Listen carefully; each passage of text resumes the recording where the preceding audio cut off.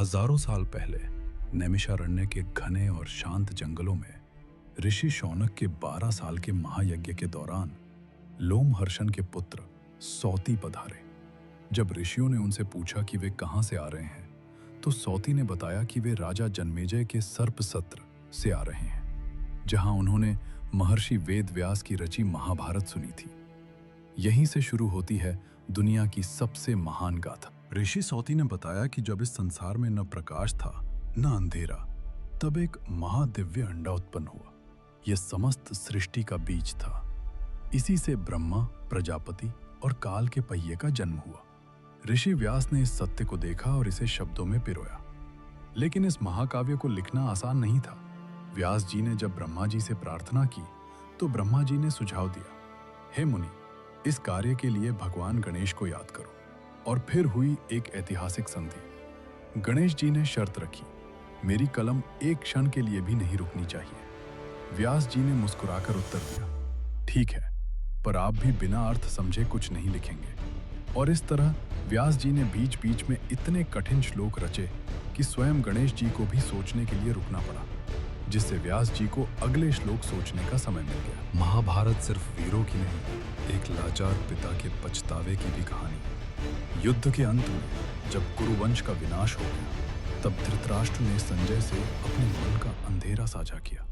उन्होंने कहा, संजय, सब खत्म हो गया। मेरे 100 पुत्र मारे गए।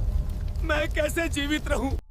हे संजय, जब मैंने सुना कि अर्जुन ने मछली की आंख को भेद दिया, जब मैंने सुना कि भीम ने जरासंध को नंगे हाथों से फाड़ दिया, तब मुझे जीत की कोई आशा नहीं रही।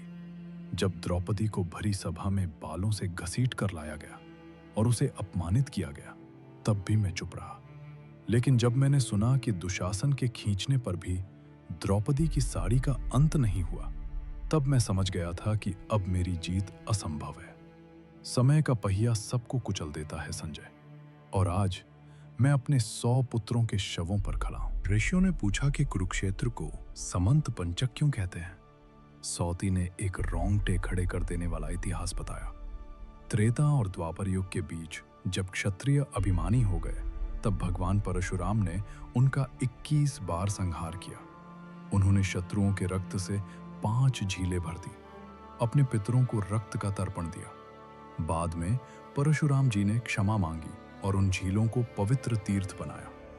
नियति का खेल देखिए, जिस भूमि पर कभी खून की झीलें थी, उसी समंत पंचक कुरुक्षेत्र में कौरवों और पांडवों की 18 अक्षौहिणी सेनाएं टकराने वाली थी।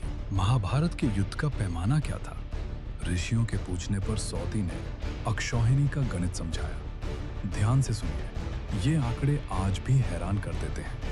एक अक्षौहिणी में 21,870 रथ और 21,870 हाथी होते हैं। सैनिकों की संख्या 1,09,350, पैदल सैनिक और 65,610 घुड़सवार।